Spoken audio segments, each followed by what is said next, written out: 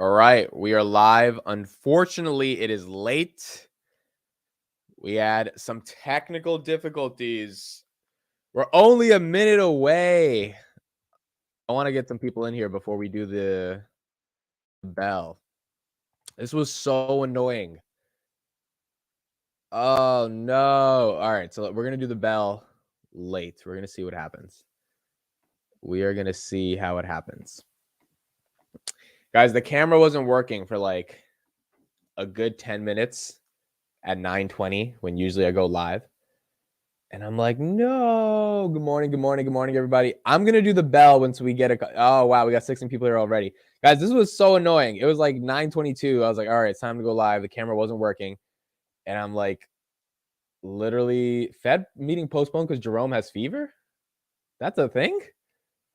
50 people already. Shout out to 50 people being here. We're going to get to do the market bell on time. All right, we're going to do the market. First of all, shout out to 50 people being here.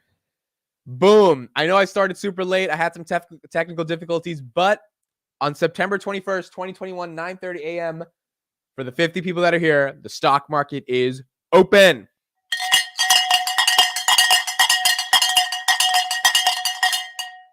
I thought I was going to have to delay it because there wouldn't be that many people here. And I was just like, I don't want to do the bell if there's only like 2 people here, but 50 people are here. Awesome. Thank you guys for showing up. It means the absolute world.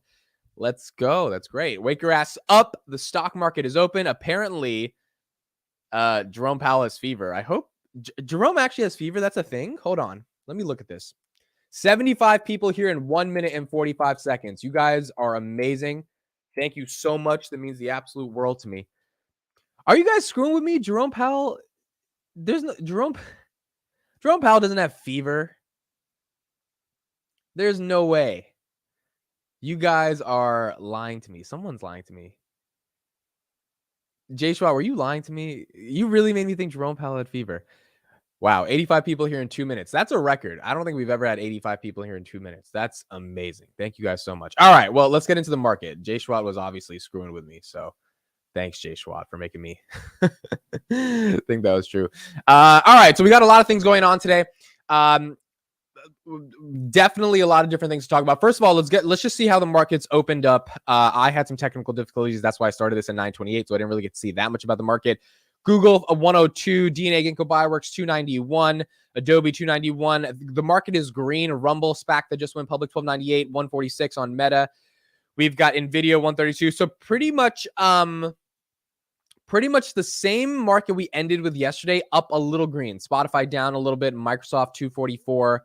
Nothing too crazy. I want to talk about a couple of important things. We'll start off with some of the stuff that's going on in Russia. He has diarrhea. Wow, you guys were really screwing with me. Jerome Powell's a fever, and the cure is more cowbell. It's a Saturday Night Live skit.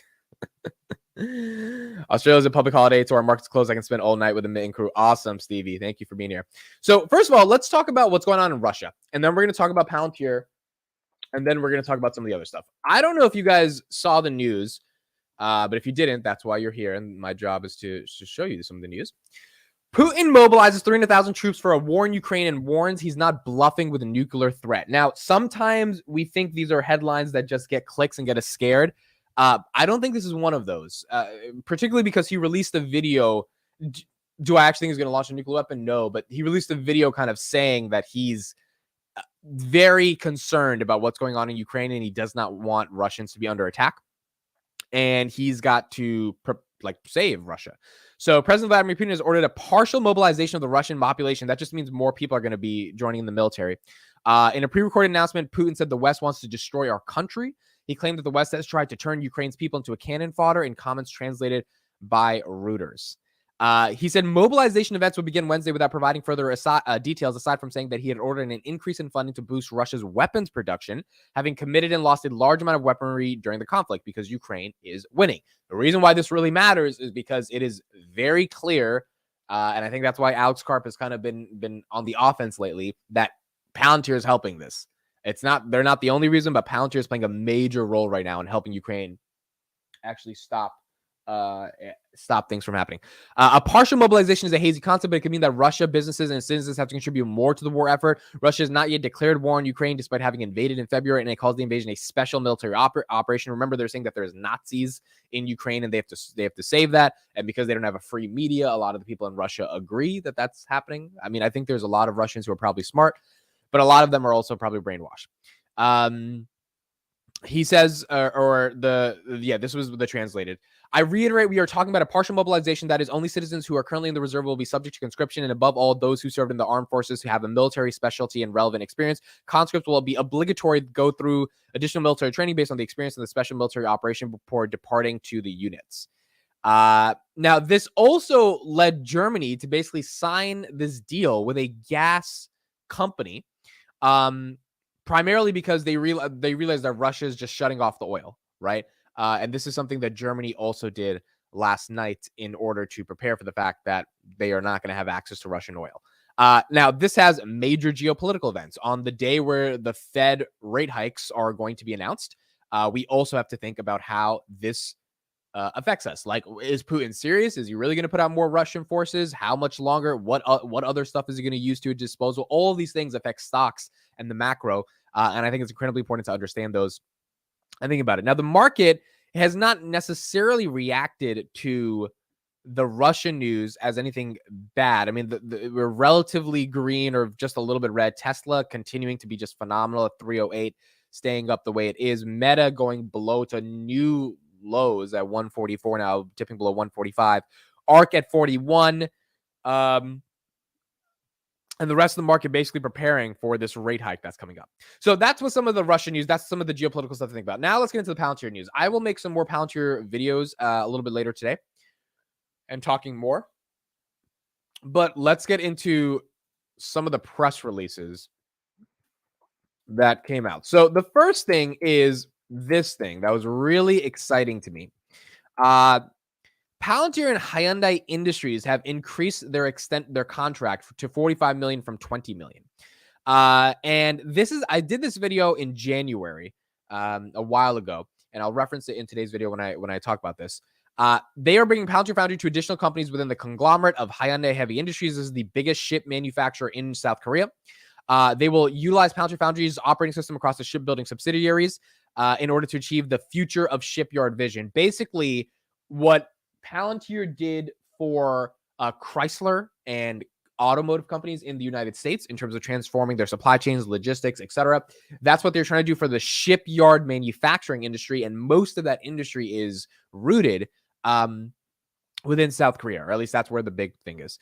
This expansion, valued at $20 million over 5 years, deepens Palantir's relationship with HHI and helps them with the digital transformation of South Korea's store builders.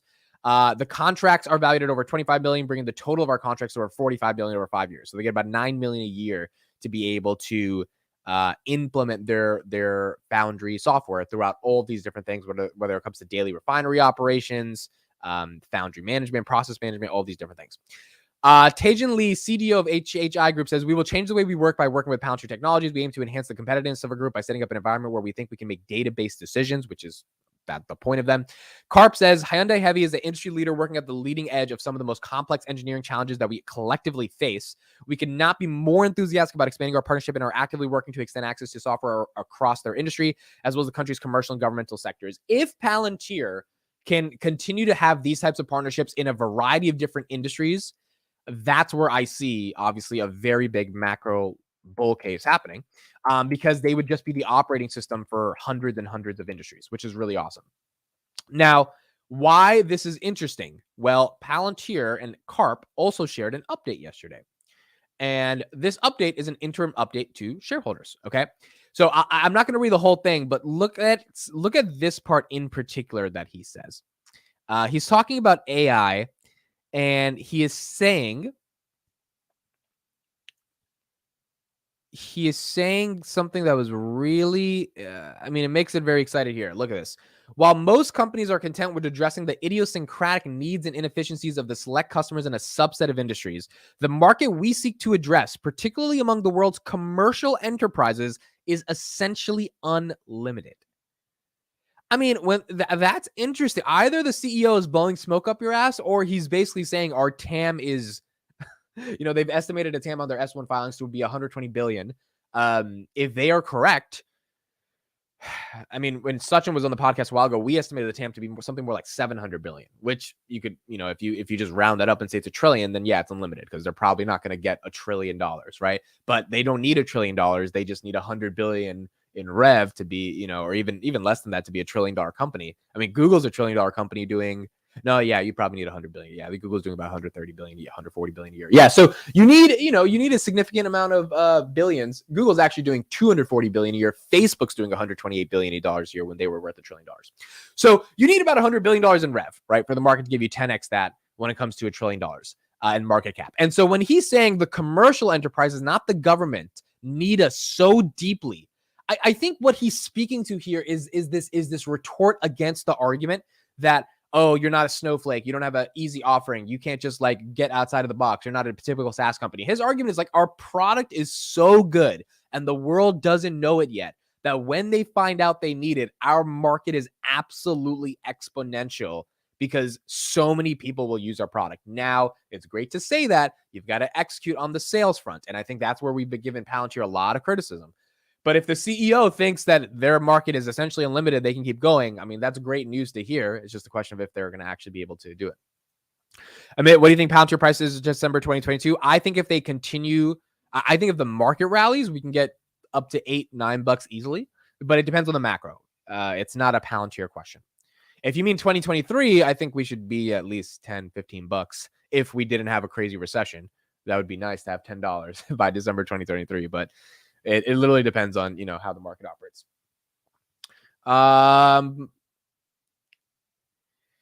Okay, so what else do we have right here? So those were the Palantir updates. I'll make some videos a little bit later breaking them down, but it was interesting updates. And there was another thing that came out that Palantir was named the leader in AI or something within some report that they PR'd. So that's really awesome as well that they were named the leader in AI.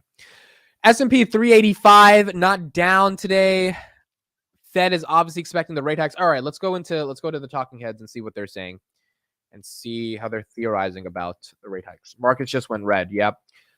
Amit, I'm sorry, but 100 billion revenue for a B2B company, there's absolutely zero chance. I hold Palantir, but it's necessary to be realistic. Sorry for killing the vibe. I agree with you. 100 billion is not easy for a B2B company. I think we're going to have to see how it plays out at the end of the day. If there was a company to do that, I think it would be Palantir. But I agree with you. They don't need to be $100 billion in revenue. They could. I would happily take $20-30 billion in revenue because that's a decent 10x on my money if that happens. All right, let's see what big dogs are saying on CNBC. Here we go. Markets are due for a bounce following the Fed meeting. Let's see if that. I think if the meeting's at 2 today, I think I should be able to live stream that. I think I'll see.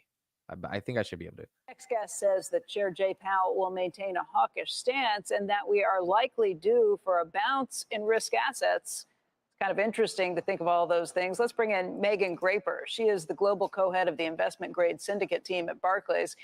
And Megan, this is not you making a positive call about the markets for the year. You just think we've seen so much pain recently that maybe we're due for a bounce, right? That's exactly right, Becky. I think Fed days have been overwhelmingly positive for markets over the course of the year. If we look at the data, the market has typically rallied on the heels of most meetings, with the exception of Jackson Hole. If you look at investment grade credit, on average, we've been about 4 basis points tighter on these days. And I think, at Barclays, our view is that today's unlikely to depart from that script, in large part due to what you alluded to, which is just how sharply markets have repriced in recent weeks. As investors have attempted to de-risk heading into this meeting. So not only have you seen that in the equity markets, but this relentless rise in rates that has really defined us for the better part of the last several weeks. 2-year treasuries, headed for the biggest annual increase since 1994. And 10-year treasuries, even though off the peak, the highest levels we've seen since 2011. So, in my eyes, we are due for a bounce. I think we get another one of these relief rallies that react towards reinforcing that we're headed in the right direction. But I also think it's likely to be short-lived as the market sort of reawakens to the reality that we aren't anywhere close to the 2% end game. And that long game is really where the problem resides for most of the market.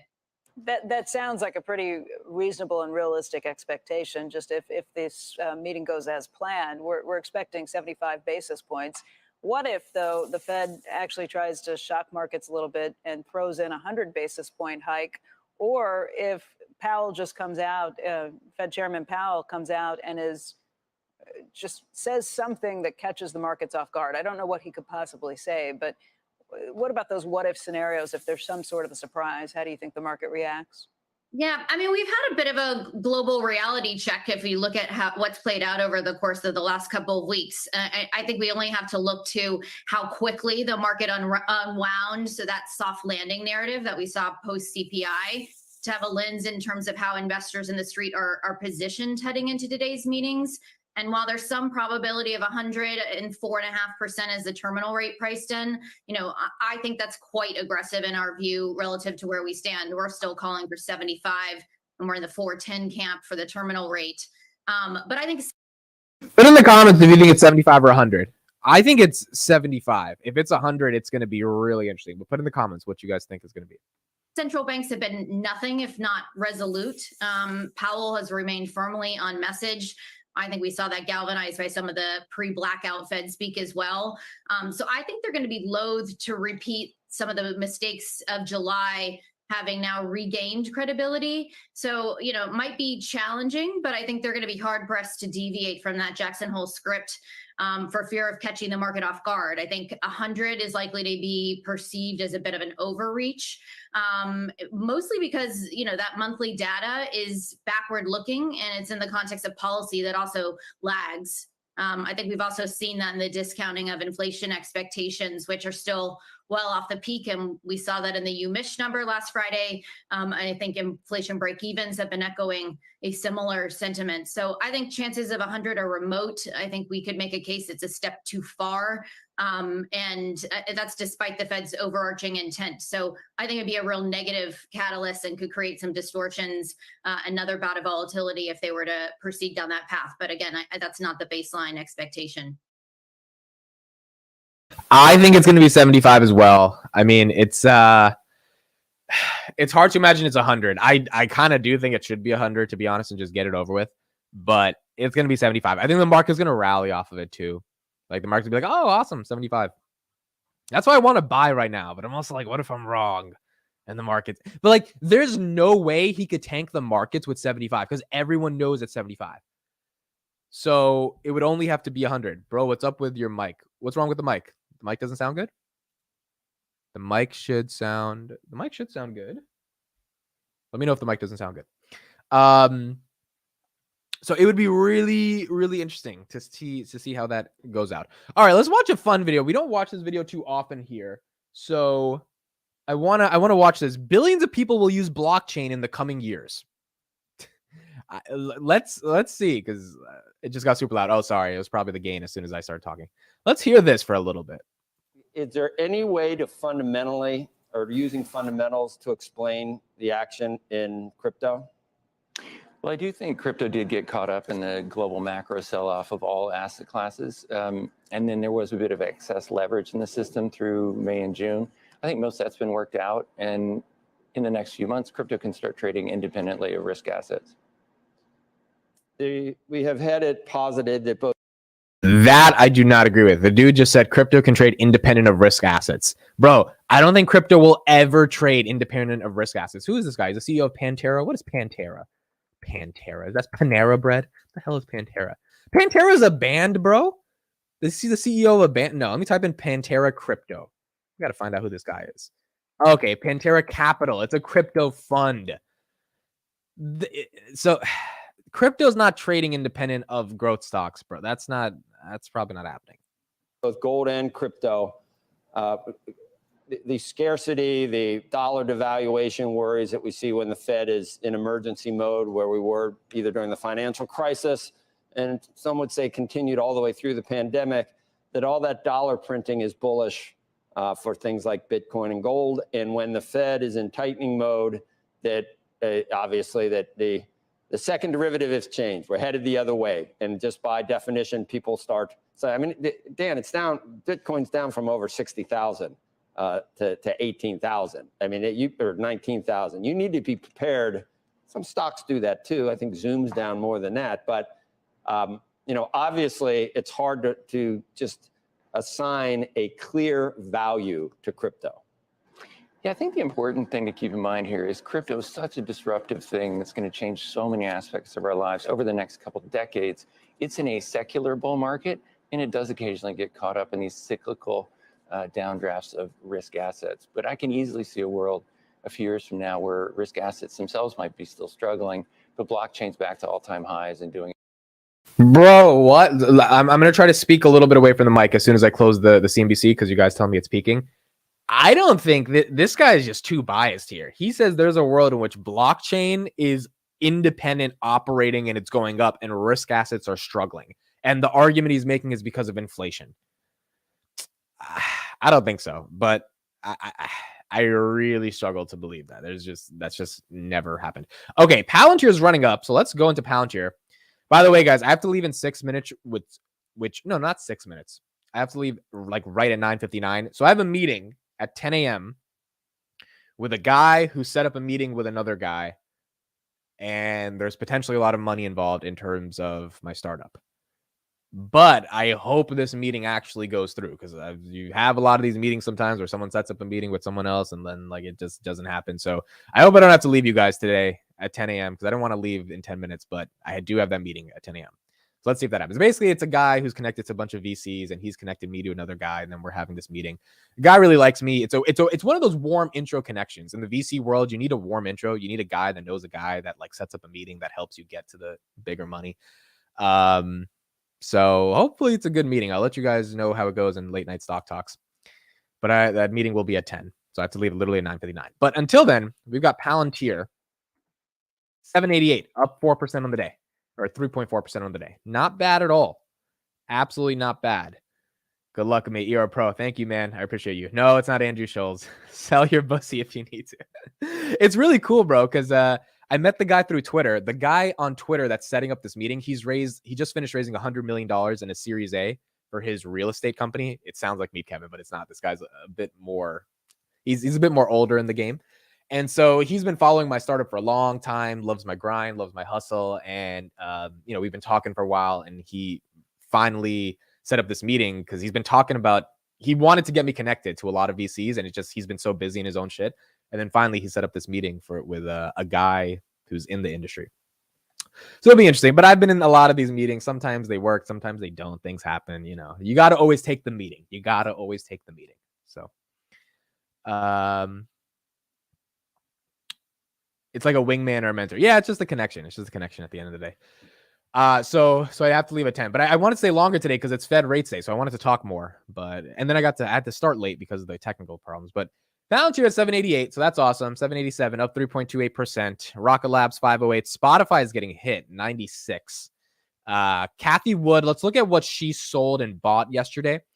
Let me open up what she bought. She bought one of my favorite stocks, a new stock that I am buying. And she didn't do anything else that exciting, but she did do the thing that I wanted to kind of see. What's your startup? It's in the description. For those who don't know, audia.io, it's in the description. We are trying to revolutionize how audio content is discovered on the internet. I'm very bullish on my startup. I said that to my friend the other day. I was like, we were talking about it. I was like, bro, I am so bullish on my startup. He was like, no shit, really? I just, I really think we got something here. And I'm seeing it in some of, I'm seeing it. So I think there's a good shot. We can just change everything about it, but we're in the early innings of it. So if you can sign up in the link in my description, let me know what you think, give me feedback, all that stuff. Okay. ARK bought 291,000 shares of Ginkgo Bioworks yesterday, and then 555,000 shares of Ginkgo Bioworks ARK G fund. So she bought another 900K of this company. She has over 100 million shares now.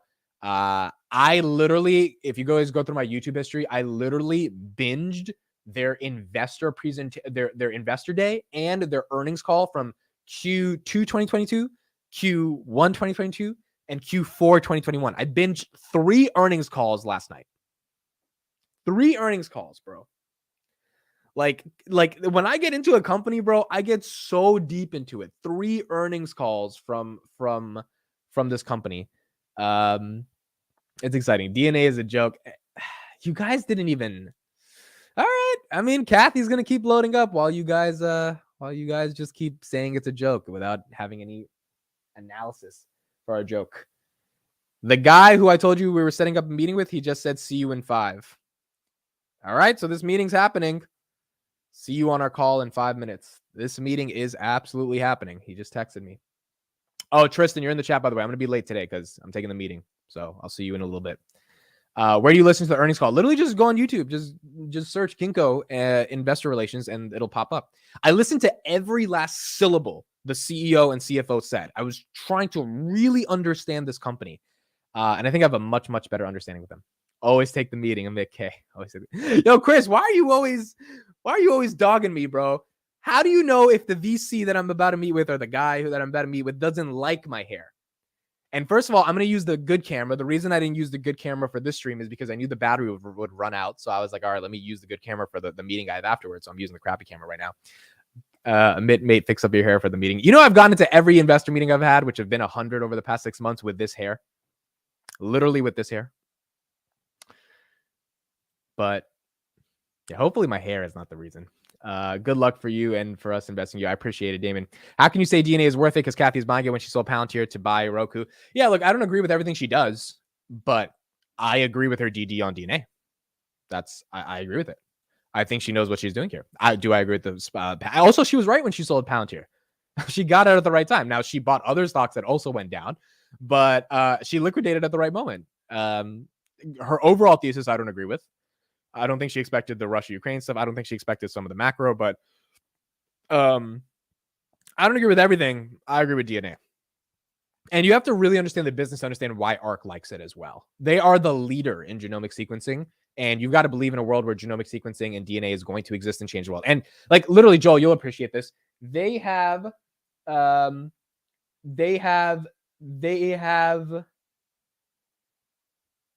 literally they transformed a weed company in Canada and synthetically created cannabinoids so that you don't have to use this big lab or this big field to create weed. I mean, that's what they're doing. That's what's possible with them. They're commercializing cannabinoids without having to grow weed. There's a lot of different use cases here. A lot of different stuff you can do. Have you ever watched every episode of Shark Tank? I watched a decent amount of them, but I don't get time to watch them anymore. So I haven't watched them in a while. All right, guys, I got to end this one. Thank you so much for being here. I'll probably live stream the Fed meeting at 2:00. I think I most likely will. I'm about to head into this meeting. It'll be cool.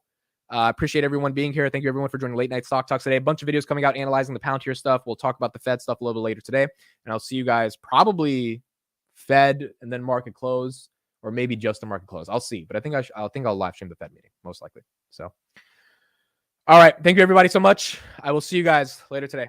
Bye-bye.